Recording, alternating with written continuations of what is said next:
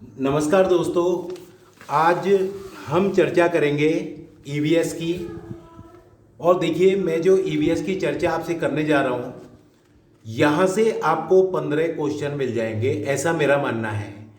और अगर आप ये वीडियो अच्छे से देखोगे तो आप 15 में से 15 नंबर आपके आ जाएंगे। ये वीडियो मतलब ये 6 वीडियो हैं लगभग, और इनमें सब में वन लाइनर जो क्वेश्चन है जो कि एनसीईआरटी से लिए गए हैं, और पूरा ईवीएस जो आता है वो एनसीईआरटी की कक्षा 3, 4, 5, 6, 7, 8 जो किताब की बुक है उन्हीं से पूरा पेपर आता है। और वहाँ से ये लगभग 300 क्वेश्चन है। यहाँ इस वीडियो में 50 क्वेश्चन है, और 50 क्वेश्चन एक वीडियो में रखे हैं मैंने। लगभग 6 वीडियो हैं, आप इसको देखिए। और एक वीडियो जो 7वीं वीडियो होगी वो पेडागॉजी की होगी। देखिए दोस्तों, अगर आप ये 7 वीडियो देखेंगे, मेरा मानना है कि आप आराम से 30 में से 30, 28, 29, 30 नंबर ले आएंगे। आप आजमा के देख लेना। तो हम चर्चा करते हैं सीटेट 2020 की जो परीक्षा है होने वाली है, तो उसकी चर्चा करते हैं। देखो, लिंगुफेन। लिंगुफेन क्या है? लिंगुफेन हांगकांग का एक पकवान है जो सांप के मांस से बनता है। तो वो क्वेश्चन पता कर लेते हैं कि भाई लिंगुफेन कहाँ का पकवान है। ये हांगकांग का एक पकवान है जो कि सांप के मांस से बनता है। तो कभी कभी क्वेश्चन वो घुमा फिरा के भी बात कर लेते हैं कि मैं एक लड़की कहती है मैं रेस्तरां जाना पसंद करती हूँ, मुझे वहाँ लिंगुफेन खाना बहुत पसंद है, तो कहाँ का पकवान है? तो ये लिंगुफेन हांगकांग का एक पकवान है जो कि सांप के मांस से बनता है। आपको मतलब ये पता होना चाहिए अच्छे से, और आप बहुत अच्छा कर पाओगे। बस आप एक बार देख लीजिए ध्यान से। जब आप वीडियो देखेंगे आप नोट कर लीजिए या स्क्रीनशॉट भी ले सकते हैं। तो ये क्वेश्चन जब आप एक बार देखोगे तो आपको नई बातें हैं सारी, तो आपको पढ़ने में भी आनंद आएगा और समझने में भी आएगा। उसके बाद देखिए दोस्तों, आगे देखिए, टेपिकोआ। टेपिकोआ केरल में जमीन के नीचे उगाया जाता है। यह एक फल और सब्जी दोनों है। क्वेश्चन ये 2-3 बार पता किया गया अभी तक। तो टेपिकोआ जो है वो कहाँ पर? वो टेपिकोआ जो है केरल में ज़मीन के नीचे उगाया जाता है, और यह एक फल और सब्जी दोनों हैं। तो ये आपको जो है अच्छे से ध्यान देना है। भाई टेपिकोआ कहाँ उगाया जाता है? केरल में उगाया जाता है। तो ये फल भी है और सब्जी भी है। उसके बाद देखो, मनाली में लकड़ी और पत्थर के मकान बनाए जाते हैं। देखो, मैं आपको एक बात बताऊं, जितने भी पहाड़ी क्षेत्र हैं सभी जगह जो है लकड़ी और पत्थर के मकान होते हैं। आप लद्दाख चले जाओ या आप उत्तराखंड चले जाओ, मनाली चले जाओ, कहीं भी चले जाओ, सभी जगह पत्थर के ऊपर पत्थर रखकर फिर लकड़ी का छत और लकड़ी का फर्श होता है। तो मनाली में लकड़ी और पत्थर के मकान बनाए जाते हैं। आप बहुत अच्छे से समझ रहे होगे, और एक ठीक है, तो आप बहुत अच्छा कर पाओगे। उसके बाद देखिएगा, जो राजस्थान है, राजस्थान में मिट्टी के मकान बनाए जाते हैं। ये वैसे पुरानी बात है, मिट्टी के मकान जो 50-100 वर्ष पहले जो बनते थे, मिट्टी के मकान बनाए जाते हैं। और दीवारें और छत कटीली झाड़ियों से बनाई जाती हैं। जो दीवार होती है और छत होती है कटीली झाड़ियों से बनाई जाती है। उसके बाद देखो, असम में बारिश के कारण मकान 10-12 फुट ऊंचे लकड़ी के खंभों बल्लियों पर बनाए जाते हैं। जो असम है वहाँ बारिश बहुत अधिक होती है, और आजकल भी बाढ़ आ रही है असम में, आप देख रहे होगे।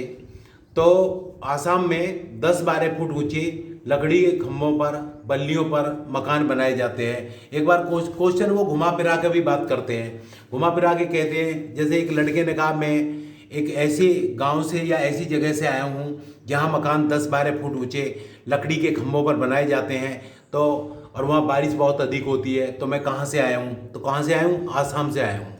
तो देखिए, सीटेट की जो परीक्षा होती है वो लॉजिकल होती है। उनको अध्यापक चाहिए, कोई खेल दिखाने वाला नहीं चाहिए।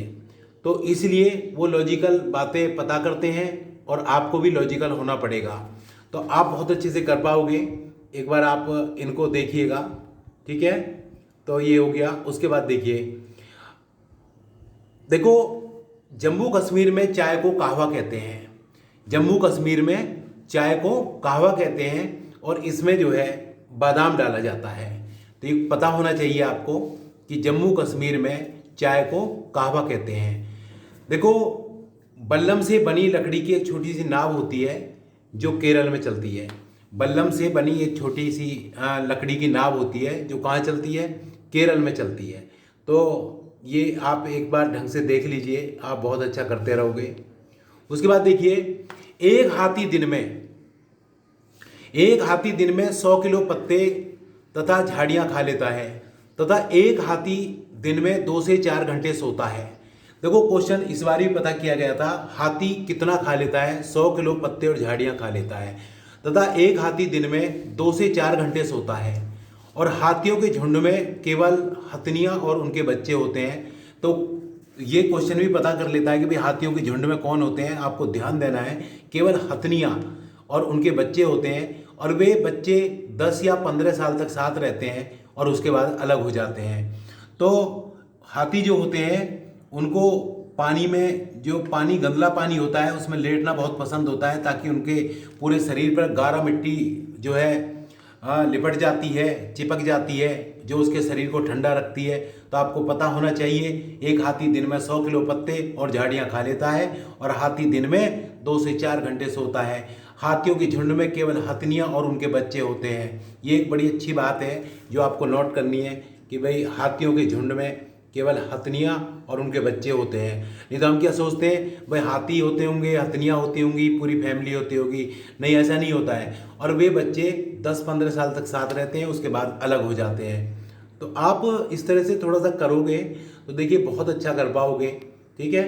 उसके बाद देखिएगा, चींटियाँ एक दूसरे की महक से एक ही लाइन में चलती हैं, ठीक है। चींटी जो होती हैं बिल्कुल एक लाइन में चलती हैं और ये जो महक होती है फार्मिक एसिड की होती है। किसकी होती है? फार्मिक एसिड की होती है। और चींटियाँ जो होती हैं वो मतलब एकजुटता का भी संदेश देती हैं, बिल्कुल एक लाइन में चलना। चींटियों का काम बटा हुआ होता है। रानी चींटी अंडे देती है, सिपाही चींटी बिल का ध्यान रखती है और मजदूर चींटी बिल तक भोजन लाती है। तो ये पता होना चाहिए सब आपको। एक प्रैक्टिकली बात सोच सकते हो कि भाई रानी चींटी अंडे देती है और सिपाही का क्या काम है? सिपाही का काम होता है रक्षा करना, तो बिल का ध्यान रखती है। मजदूर चींटी, मजदूर काम क्या होता है? भोजन की व्यवस्था करना, काम करना। तो वही काम यहाँ है। बिल्कुल आप प्रैक्टिकली अपने जीवन में थोड़ा सा उतार के देखो, उत्तर मिलने शुरू हो जाएंगे। आप एक बार इनको देखिए, आप बहुत अच्छा करोगे, बिल्कुल मेरा ऐसा मानना है। आपके लिए एक छोटा सा प्रयास मैंने किया है। हालांकि पहले मैं ब्लैक बोर्ड पे लिखता था, उसके बाद में वीडियो जो है तैयार होती थी, तो मैंने सोचा कि इस बार टाइप करके देखते हैं कि कुछ और अच्छा हो सके। उसके बाद देखिए दोस्तों, जो मच्छर होता है हमारे जो पैर के तलुए की महक से और शरीर की गर्मी से ही पता कर लेता है कि यहाँ व्यक्ति है, ठीक है। जो पैर का तलुआ होता है उसकी महक से और गर्मी से ही पता कर लेता है कि यहाँ व्यक्ति है। उसके बाद देखो दोस्तों, खेजड़ी के वृक्ष। देखो ये जो खेजड़ी के वृक्ष हैं ये राजस्थान जोधपुर के खेजडली नामक गांव में पाए जाते हैं और यहाँ के निवासियों को बिश्नोई कहते हैं। और यहाँ पर जो है शिकार करना और पेड़ काटना निषेध है। और खेजड़ी के वृक्ष रेगिस्तान में होते हैं, इन्हें पानी की कम आवश्यकता होती है। इन पेड़ों में कीड़ा भी नहीं लगता है और इनकी छाल से दवाई और फली से सब्जी बनाई जाती है। तो ये बड़ा अच्छा क्वेश्चन है। तो आपको ये ध्यान देने की आवश्यकता है कि भाई खेजड़ी के जो वृक्ष हैं वो मतलब कहाँ पाए जाते हैं, ये आपको पता होना चाहिए, ठीक है। नहीं तो कहाँ पर? खेजडली नामक गांव, एक खेजडली गांव है, वहाँ पर पाए जाते हैं और यहाँ के निवासियों को बिश्नोई कहते हैं। क्या कहते हैं? यहाँ के निवासियों को बिश्नोई कहते हैं। अगर आप थोड़ा सा ध्यान दोगे तो आप आराम से कर पाओगे, ठीक है। इसके पीछे एक कहानी है। देखिए मैं आपको एक बात बताऊं, जो गांव खेजड़ी है यहाँ 363 व्यक्तियों ने, यानी कि महिलाओं और बच्चों सहित बलिदान दिया था। और वो बलिदान दिया था पेड़ों को बचाने के लिए। किसको? पेड़ों को बचाने के लिए। ये 1730 की घटना है। जोधपुर का एक राजा था अभय सिंह।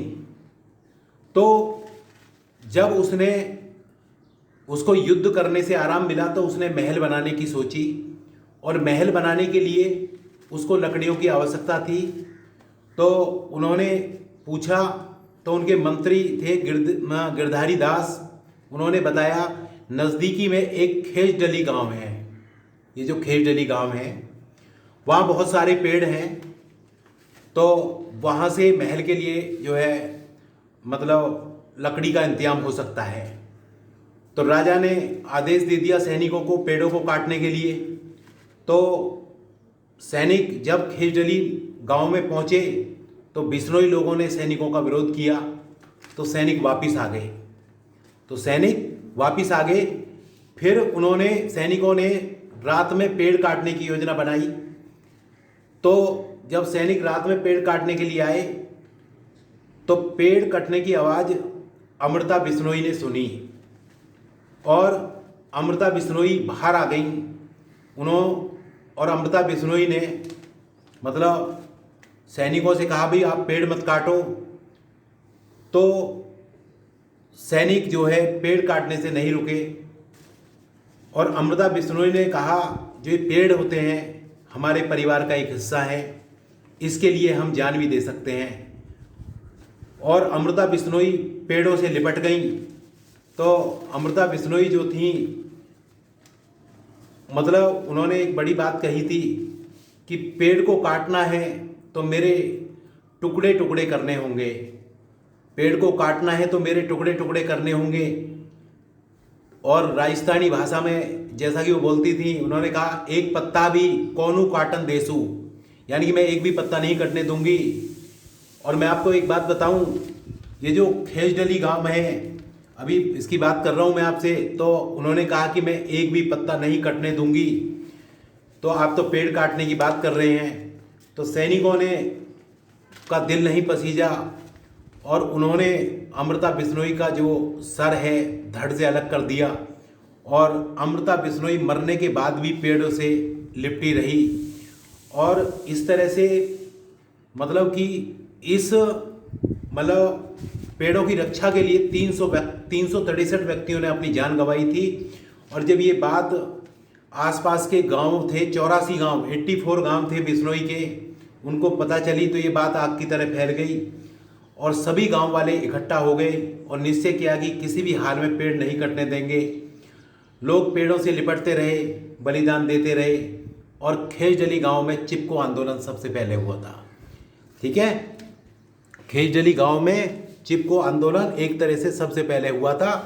तो एक उत्तराखंड में भी हुआ था, जो सुंदरलाल बहुगुणा ने उनका नेतृत्व किया था, परंतु सबसे पहले कहाँ हुआ था? खेजडली गांव में। 1730 की घटना है, वहाँ के राजा अभय सिंह थे जो ये हुआ। उसके बाद में जब 363 व्यक्तियों ने बलिदान दे दिया था, बिश्नोई जो थे वो, मैं आपको एक बात बताऊं, खेजडली जो गांव था कुर्बानी, संस्कृति और भावनाओं से भरा हुआ था। और विश्व की एक ये सबसे बड़ी ऐतिहासिक घटना थी, जो कि पेड़ों की रक्षा के लिए 363 व्यक्ति मारे गए थे। उन्होंने, बिश्नोई जो लोग थे, उन्होंने एक बात कही थी, सिर काट कर भी पेड़ की रक्षा की जाए तो ये काफ़ी सस्ती होगी। कितनी बड़ी बात है। तो कहने का मतलब ये है कि देखो, फिर जो अभय सिंह थे राजा, उन्होंने पेड़ों की कटाई रुकवा दी और बिश्नोई समाज को एक ताम्रपत्र दिया और कहा कि जहाँ भी बिश्नोई समाज निवास करेगा वहाँ पेड़ काटना और जो है शिकार करना निषेध होगा। तो ये एक कहानी के द्वारा जब हम समझेंगे बातों को तो बहुत अच्छे से समझ में आती हैं। और आज भी अमृता देवी बिश्नोई वन्य जीव पुरस्कार से पुरस्कार दिया जाता है। और जो लोग या जो संगठन वन्य जीव सुरक्षा के क्षेत्र में योगदान देते हैं, उनको 1 लाख नगद राशि प्रदान की जाती है अमृता देवी बिश्नोई वन्य जीव पुरस्कार के नाम से। तो मैं समझता हूँ कि आपको कहानी समझ में आ गई होगी। थोड़ी सी कहानी लंबी हो गई थी दोस्तों, मैंने फिर भी थोड़ा सोचा कि कहानी बता दी जाए, कहानी से बातें समझ में आती हैं। तो आप लोग सभी बुद्धिजीवी वर्ग हैं, और आप अगर इस तरह से कहानी पढ़ेंगे तो आप बहुत अच्छा कर पाएंगे। उसके बाद देखिए, ये तो हो ही गया, बिश्नोई पेड़ और जानवरों की रक्षा के लिए जाने जाते हैं। और यहाँ पर देखो, मैं आपको एक बात बताऊँ, हर वर्ष मेला भी लगता है, ठीक है। और बिश्नोई जो परिवार है, समाज है, वहाँ जाते हैं राजस्थान में। उसके बाद देखिए मधुमक्खी, मधुमक्खी जो होती है अक्टूबर से दिसंबर के बीच अंडे देती है, और इसी समय इनका पालन पोषण किया जाता है। क्वेश्चन पता कर लेते हैं कि जो है मधुमक्खी जो होती है अक्टूबर से दिसंबर के बीच में अंडे देती है, और इसी समय इनका पालन पोषण किया जाता है।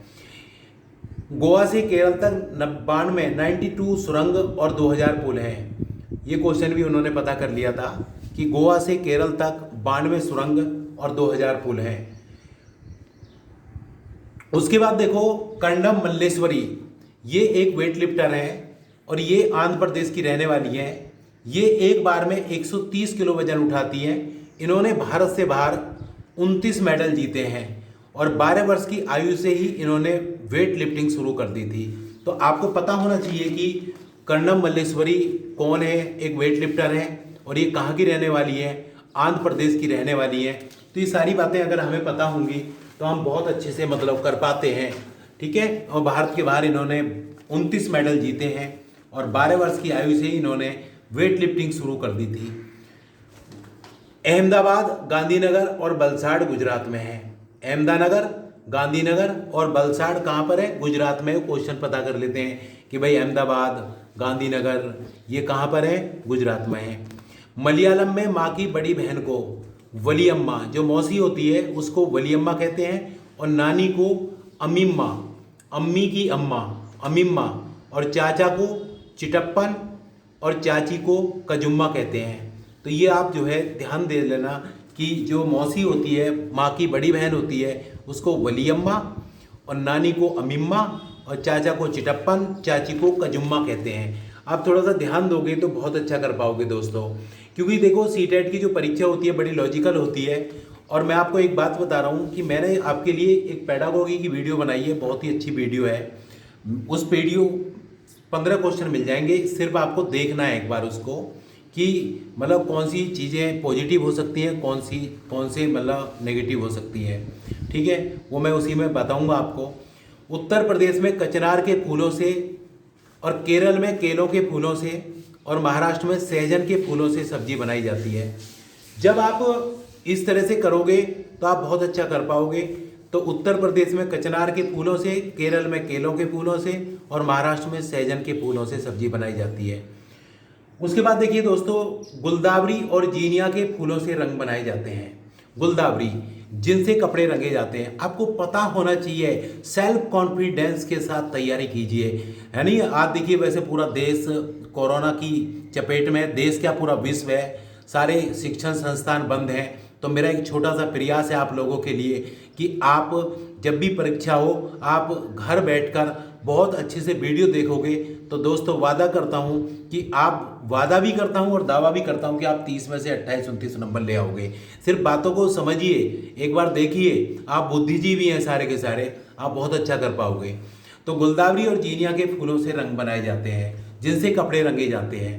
उसके बाद देखिए दोस्तों आगे, बिहार के जिला मधुबनी में त्योहार के दिन चावलों को पीसकर उसमें रंग मिलाकर दीवारों पर उससे चित्र बनाए जाते हैं। तो ये जो मधुबनी है, एक पेंटिंग, यहाँ की पेंटिंग है, बड़ी मशहूर है, ठीक है। और बिहार का जब भी मतलब कोई विदेशी राजनेता आते हैं तो उनको भी जो है भेंट की जाती है, उनको भी मतलब दी जाती है, प्रदान की जाती है। हम गर्व महसूस करते हैं। जो मधुबनी है एक पेंटिंग के नाम से बड़ा प्रसिद्ध है, बिहार का जिला मधुबनी। तो यहाँ क्या होता है कि मधुबनी में त्योहार के दिन चावलों को पीसकर उनमें रंग मिलाकर दीवारों पर चित्र बनाए जाते हैं। और मैं आपको एक बात यही बताऊंगा, जो मधुबनी पेंटिंग है उसमें मनुष्य, जानवर, पेड़, फूल, पक्षी, मछली और अन्य जानवर, और इसमें नील जो होता है, हल्दी और फूल और पेड़ों के रंग आदि का उपयोग किया जाता है। ठीक है, आप समझ गए होंगे, किसी मनुष्य का चित्र बना दिया, जानवर का बना दिया, पेड़ फूल कुछ भी इस तरह से। तो बिहार का जो मधुबनी जिला है वहाँ त्यौहार के दिन चावलों को पीसकर उसमें रंग मिलाकर दीवारों पे चित्र बनाए जाते हैं। आप सेल्फ कॉन्फिडेंस के साथ पढ़िए, आपको बहुत अच्छा लगेगा, ऐसा मेरा मानना है।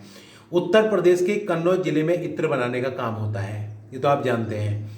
ठीक है, उसके बाद देखो, नीम और कीकर के पेड़ में दीमक नहीं लगती। नीम और जो कीकर का पेड़ होता है इसमें दोस्तों दीमक नहीं लगती, इसलिए जो लोग होते हैं वो नीम और कीकर जो होती है उसका जो है उपयोग में लाते हैं, वो छतों में लाते हैं और जो ये दरवाजे होते हैं उसमें लेके आते हैं। ठीक है, मिट्टी में गोबर मिलाकर लिपाई करने से मिट्टी में कीड़ा नहीं लगता। आपने देखिए 10-20 साल पहले गांव में, गांव भी तो आज ब्रिटेन हो रहे हैं ना, गांव में भी पहले उसको क्या कहते थे, लिपाई करना या चौका लगाना, गांव की भाषा में चौका लगाना है, नहीं है? तो ऐसा क्यों करते थे? अरे भाई, जो मिट्टी में, उसको बोलते थे पीली मिट्टी, मिट्टी में गोबर मिलाने से उसमें कीड़ा नहीं लगता। ठीक है, तो अब ये बातें तो सब खत्म हो गई। तो कहने का मतलब ये बातें आपको जनरल बातें पता होनी चाहिए। उसके बाद देखो दोस्तों, सोहना गांव हरियाणा में है। जब हम सोहना गांव की बात करते हैं तो देखिए ये हरियाणा में है। और सोहना गांव क्यों प्रसिद्ध है? क्योंकि यहाँ भोले बाबा जो शिव शंकर हैं उनका एक मंदिर है, और वहाँ पर क्या है कि एक मतलब कुंड है, गरम पानी निकलता है, उससे गंधक का पानी निकलता है। ये तो कुदरत की कोई देन है। ठीक है, और उसमें क्या है कि जो व्यक्ति को मतलब खुजली हो जाती है या इस तरह की कोई बीमारी हो जाती है एलर्जी टाइप की, तो उसमें स्नान करने से वो ठीक हो जाता है, और इसको डॉक्टर भी रिकमेंड करते हैं। तो ये सोहना गांव कहाँ पर है? हरियाणा में है। और ये हरियाणा में कहाँ पर है? ये आपका गुड़गांव में होगा। ठीक है, तो आप इस तरह से मतलब आप समझिए बातों को। गाजी खान कहाँ पर है? देखो, गाजी खान गांव जो है ये पाकिस्तान में है। और ये पाकिस्तान की चर्चा गाजी खान की क्यों हुई है? क्योंकि देखिए गाजी खान गांव में यहाँ रुई का सबसे बड़ा काम होता है। जो रुई होती है तो रुई का उत्पादन बहुत अधिक होता है। और बेलबनी का गांव कर्नाटक में है। बेलबनी का गांव कहाँ पर है? कर्नाटक में है। तो ये पता होना चाहिए आपको, सारी बातें वो पता कर लेते हैं भाई कौन सा कहाँ पर है। उसके बाद देखिए, गीजूबाई बधेका एक लेखक है जो गुजरात के रहने वाले हैं, और ये बच्चों के स्तर की मज़ेदार कहानियाँ और पत्र लिखते हैं। जो बच्चों के लिए बच्चे के स्तर की कहानी होती है ना, और जो पत्र होते हैं उनको लिखते हैं। और इन्होंने एक बात कही है कि बच्चे ईश्वर का रूप है और अध्यापक पुजारी है। बहुत बड़ी बात कही है। इसका मतलब ये है कि बच्चे जो होते हैं वो ईश्वर हैं, ईश्वर का रूप है, और अध्यापक उसका पुजारी है। उसके बाद देखो दोस्तों, कुछ हम चर्चा करेंगे जानवरों के दांतों की। देखो, गाय के अगले दांत छोटे होते हैं, और घास को काटने और चबाने के लिए दांत उसके चपटे दांत होते हैं। तो ये पता होना चाहिए भाई, गाय के अगले दांत कैसे होते हैं? छोटे होते हैं, और घास को काटने और चबाने के लिए चपटे दांत होते हैं। जो सांप होता है उसके दांत नुकीले होते हैं, लेकिन वह शिकार को निगलता है। कभी देखा होगा, वो काटता नहीं है, फाड़ता नहीं है, उसको क्या करता है? निगलता है। कैसे दांत होते हैं? नुकीले होते हैं। जो बिल्ली के दांत मांस फाड़ने के लिए नुकीले होते हैं।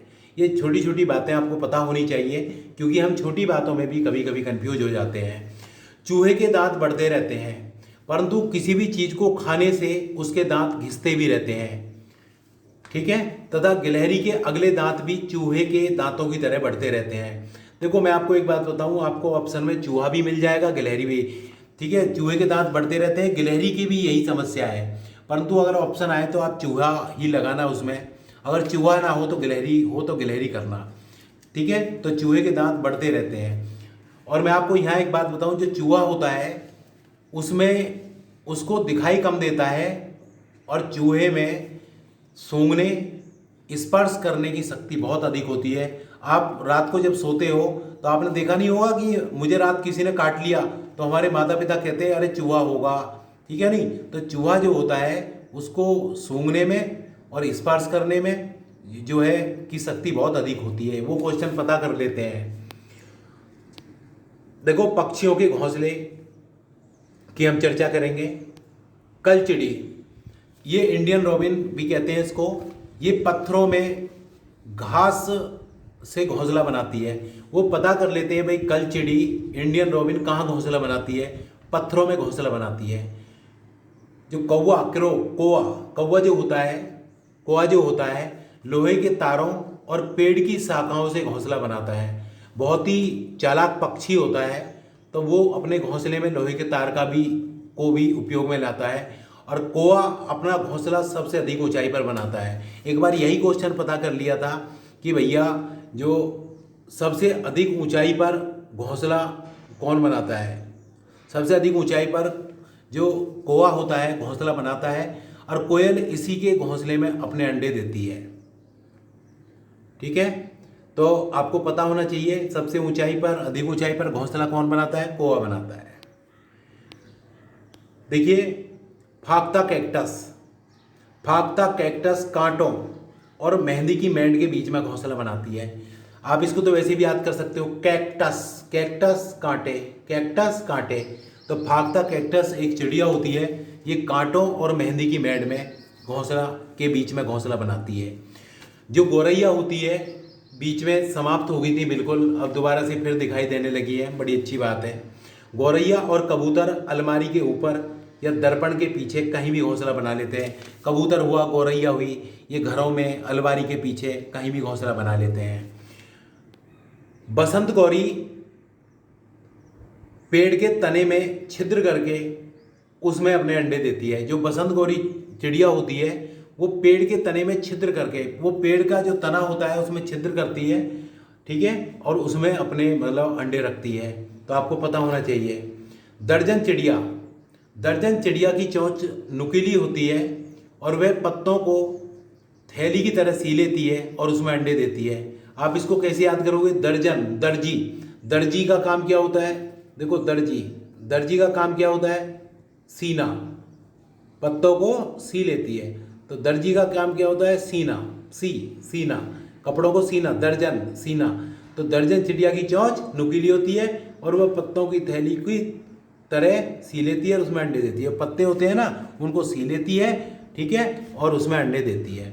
शक्कर खोरा पेड़ की टहनियों तथा झाड़ियाँ जो लटकी रहती हैं उस पर घोंसला बनाती है। देखो आप ये बातें एक बार पढ़ोगे तो आपको बहुत अच्छा लगेगा, ठीक है। उसके बाद देखिए बीबर पक्षी, सभी नर बीबर घोंसला बनाते हैं और मादा बीबर को जो घोंसला पसंद आता है वह उसमें अंडे देती है, ठीक है। तो इसमें सभी नर बीबर जो है घोंसला बनाते हैं और मादा बीबर को जो घोंसला पसंद आता है वह उसमें अंडे देती है।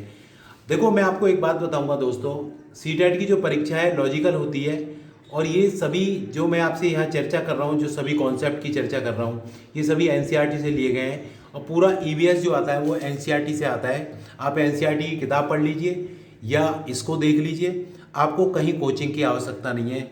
मैं आपसे कह रहा हूँ आप ये वन लाइनर क्वेश्चन देखिए और मेरी पेडागोगी देखिए, वीडियो देखिए।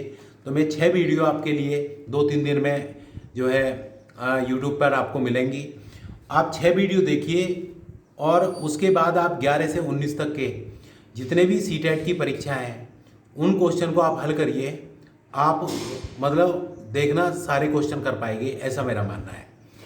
उसके बाद देखिए दोस्तों, मुक्तापुर आंध्र प्रदेश के पोचमपल्ली ज़िले में है। ये मुक्तापुर जगह है, तो ये क्या है, आंध्र प्रदेश के पोचमपल्ली ज़िले में है और यहाँ अधिकतर बुनकर परिवार रहते हैं, इसलिए यहाँ की बुनाई को पोचमपल्ली कहते हैं। क्या कहते हैं, पोचमपल्ली। तो आपको अच्छे से मतलब पता होना चाहिए कि भाई मैं आपको बताऊं, मुक्तापुर आंध्र प्रदेश के पोचमपल्ली ज़िले में है। यहाँ की पोचमपल्ली साड़ी बहुत प्रसिद्ध है। क्या है, पोचमपल्ली एक साड़ी, जैसे बनारसी साड़ी होती है ना, इसी तरह से जो ये पोचमपल्ली है ये साड़ी बहुत ही प्रसिद्ध है यहाँ की, और मतलब आपको पता होना चाहिए, ठीक है।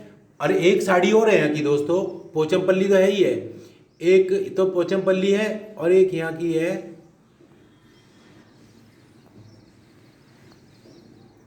कलमकारी। कलमकारी, एक साड़ी है यहाँ की कलमकारी, ठीक है। तो यहाँ दो साड़ियाँ हैं बड़ी प्रसिद्ध हैं, पोचमपल्ली और कलमकारी।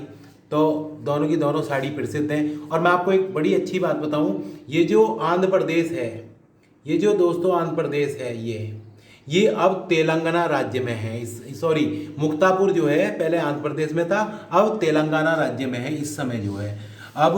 परंतु सीटेट वालों ने पीछे भी क्वेश्चन जो पता किया था वो यही किया था कि भाई पोचमपल्ली जो है वो कहाँ पर है, पोचमपल्ली मतलब साड़ी जो है कहाँ की प्रसिद्ध है। तो आंध्र प्रदेश ही था उसमें, तेलंगाना नहीं था। तो इसलिए आपको मैं बता रहा हूँ, कभी वो तेलंगाना कहें और आप जो है थोड़ा सा दिक्कत में आ जाओ। आपको पता होना चाहिए अब ये जो मुक्तापुर है इस समय मतलब वर्तमान में तेलंगाना राज्य में है। आबू धाबी में रुपया को दिरहम कहते हैं, आबू धाबी में रुपया को दिरहम कहते हैं, तो ये पता होना चाहिए आपको। बाजार गांव महाराष्ट्र में है और कप परेड मुंबई में है। और मुंबई एक ऐसा शहर है, सबसे अधिक भीड़ भाड़ वाला शहर कौन सा है, मुंबई है। बाघ, देखो बाघ अंधेरे में हमसे 6 गुना अधिक देखता है। बाघ जो होता है, मैं आपको एक बात बताऊं, बाघ हमेशा रात में शिकार करते हैं, दिन में तो बहुत कम करते हैं, क्योंकि वो रात में हमसे 6 गुना अधिक देखता है। और बाघ की मूंछें हवा के कंपन को भांपती हैं। बाघ के घुर्राने की आवाज़ 3 किलोमीटर तक सुनी जा सकती है। और बाघ के कान चारों दिशाओं में घूम सकते हैं, जो उसे चारों ओर की आवाज़ सुनने में मदद करते हैं। बाघ अलग अलग परिस्थितियों में अलग अलग आवाज़ें निकालता है। तो ये बाघ के बारे में एक कहानी थी दोस्तों, अगर कहानी के द्वारा पढ़ोगे आप बहुत अच्छा लगेगा। और मैं आपको एक बात बता रहा हूँ, देखिए मैंने 50-50 क्वेश्चन की एक वीडियो बनाई है, तैयार की है। 5-6 वीडियो है, 300 क्वेश्चन है लगभग, और एक पेडागॉजी की है, 7 वीडियो है। आप 7 वीडियो देख लो, उसके बाद में 2011 से लेके 2019 तक के पेपर हल कर लीजिए। क्योंकि 2011 में जो है सीटेट ने 2 परीक्षा कराई थी, 12 में भी 2 थी, और 13 में और 14 में एक थी, शायद 15 में 2 थी, 16 में 2 थी, 17 में कोई परीक्षा नहीं कराई, शायद वो कराना भूल गए। 18 में एक परीक्षा हुई और 19 में 2 परीक्षा हुई, और 20 का देखो अब हाल आपके सामने है। तो आप जब उन क्वेश्चन को करोगे तो आप देखना बहुत अच्छा कर पाओगे, ऐसा मेरा मानना है। आप 28-29 नंबर ले आओगे। तो ये पता होना चाहिए कि बाघ अंधेरे में हमसे 6 गुना अधिक देखता है। उसके बाद देखिए, जानवरों को, जो जानवर होते हैं रात में, जानवरों को जो रात में जागने वाले जानवर होते हैं, ठीक है, तो जानवरों को सभी चीज़ें काली और सफ़ेद दिखती हैं। कैसी दिखती हैं, काली और सफ़ेद। ये क्वेश्चन भी कई बार पता किया गया है। तो जानवरों को जो है अंधेरे में, रात में सभी चीज़ें कैसी, काली और सफ़ेद दिखती हैं। स्लॉथ, देखो स्लॉथ जो होता है भालू की तरह होता है। स्लॉथ जो होता है भालू की तरह होता है, भालू की तरह दिखता है। और ये दिन में 17 घंटे पेड़ से सिर उल्टा लटका कर सोता है। ये होता है भालू की तरह दिखता है और पेड़ पर 17 घंटे सोता है, सिर उल्टा लटका कर सोता है। बहुत ही आलसी जो है जीव है, बहुत आलसी, 17 घंटे सोता है। यह जिस पेड़ पर रहता है उसी के पत्ते खाता है, और जब उस पेड़ के पत्ते खत्म हो जाते हैं तो यह दूसरे पेड़ पर चला जाता है। और ये अपने 40 वर्ष के जीवन काल में लगभग 8 पेड़ों पर ही घूम पाता है। तो आपको पता होना चाहिए, पूछ लेता है भाई स्लॉथ कैसा दिखता है, भालू की तरह, कितने घंटे सोता है, 17 घंटे, सिर उल्टा लटका कर। तो आप जब ये पढ़ोगे तो आप बहुत अच्छा आपको लगेगा, ऐसा मेरा मानना है। उत्तराखंड का जिम कॉर्बेट पार्क और राजस्थान भरतपुर के घाना पार्क में शिकार करना मना है। वैसे तो शिकार करना आप सभी जगह मना है, परंतु एनसीईआरटी की बुक में इनकी चर्चा हुई है तो मैं यहाँ चर्चा आपसे कर रहा हूँ। उसके बाद देखिए दोस्तों, सपेरों की एक जाति को कालबेलिया कहते हैं। सपेरों की एक जाति है कालबेलिया, और ये सांप को अपनी पूंजी समझते हैं। जो सांप होता है उसको, सांप को अपनी पूंजी समझते हैं, और ये अपनी पेड़ी को सौंप देते हैं। और मैं आपको एक बात बताऊं, जो कालबेलिया होते हैं अपनी लड़कियों की शादी में भी दहेज के रूप में सांप ही देते हैं, ठीक है। तो क्वेश्चन पता कर लेता है भाई सपेरों की जाति कौन सी होती है, कालबेलिया। और मैं आपको एक बात बताऊं, लड़कियों को दहेज में भी सांप देते हैं, और जब इनके यहाँ कोई प्रतियोगिता होती है, कंपटीशन होता है ना, और प्रतियोगिता कोई जीतता है तो उसको भी पुरस्कार के रूप में सांप ही पुरस्कार मतलब भेंट किया जाता है, ठीक है। तो ये आपको पता होना चाहिए भाई कौन सी जाति, मतलब सपेरों की जाति को क्या कहते हैं, पुरस्कार के तौर पर वो क्या देते हैं। तो अगर आप देखिए थोड़ा सा इस तरह से देखोगे तो आप बहुत अच्छा कर पाओगे। ठीक है। उसके बाद देखिएगा, जो महात्मा गांधी जी हैं, इनकी 150वीं जयंती पर स्वच्छ भारत अभियान मतलब का एक लक्ष्य दिया गया था कि भाई 150वीं जयंती तक स्वच्छ भारत होना चाहिए। और ये जो अभियान था मतलब लगभग 2 अक्टूबर 2014 से आरंभ किया था, जब मोदी जी की सरकार आई थी। ठीक है। और मतलब 2019 में स्वच्छ भारत अभियान था कि भाई गांधी जी की 150वीं जयंती पर पूरा देश स्वच्छ हो जाए। और देखिए, गांधी जी की 150वीं वर्षगांठ के लिए स्वच्छ भारत अभियान की शुरुआत की गई। और ये हमें एहसास दिलाता है कि स्वच्छता हमारी जिम्मेदारी ही नहीं बल्कि फ़र्ज भी है। अगर हम अपना फ़र्ज निभाएंगे तो मतलब स्वयं ही सारी चीज़ें ठीक हो जाती हैं। जिस तरह से हम अपने घर को स्वच्छ रखते हैं, ऐसे ही हम ध्यान दें सड़कों पर मतलब कोई भी केले का छिलका या कुछ भी इस तरह गलत चीज़ें हम इधर उधर ना फेंकें, इधर उधर ना थूकें, स्वच्छ रखें जैसे अपने घर को रखते हैं। ये भी हमारा घर ही है, जो देश है, सड़क है। तो जब हम सब ध्यान रखेंगे तभी ध्यान रखा जाएगा।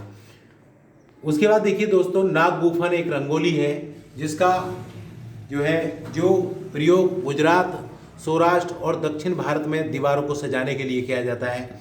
तो नाग गुफन एक रंगोली है तो जिसका प्रयोग कहाँ करते हैं, जो गुजरात में, सौराष्ट्र में और दक्षिण भारत में दीवारों को सजाने के लिए किया जाता है। बर्फ़ से बने घर को इग्लू कहते हैं। क्या कहते हैं? इग्लू। बर्फ़ से बने घर को इग्लू कहते हैं। ठीक है। और ये जो बर्फ़ के घर होते हैं अंदर से क्या होते हैं, गर्म होते हैं। उसके बाद देखिए, डल झील। डल झील श्रीनगर में है और यह जम्मू कश्मीर की दूसरी सबसे बड़ी झील है। जम्मू कश्मीर की समर कैपिटल श्रीनगर है और विंटर कैपिटल जम्मू है। तो ये भी आपको पता होना चाहिए भाई, जम्मू कश्मीर की समर कैपिटल श्रीनगर है और विंटर कैपिटल जम्मू है। देखिए दोस्तों, अगर आपको वीडियो अच्छा लगा हो तो आप लाइक करें और कमेंट्स दें और शेयर करें और सब्सक्राइब भी करें। और मैं मतलब कि अगर आपको कोई भी मतलब मुझे आप कमेंट्स करोगे तो मैं भी मोटिवेट होऊंगा। तो ये जो मैंने आपसे 50 क्वेश्चन की चर्चा की है, आप इसको एक बार देख लीजिए, सुन लीजिए और अपना स्क्रीनशॉट ले लीजिए या कहीं कॉपी पे अंकित कर लीजिए। उसको मतलब एक बार देखोगे तो आप बहुत अच्छा कर पाओगे। तो दोस्तों, आपको जो भी वीडियो अच्छा लगा हो आप वही कमेंट्स करना ताकि मैं भी मोटिवेट हो सकूं। और मैं दूसरा वीडियो आपके लिए फिर लेके आऊँगा बहुत जल्द। क्या है, अभी बनाऊँगा थोड़ी देर में। बहुत बहुत धन्यवाद दोस्तों।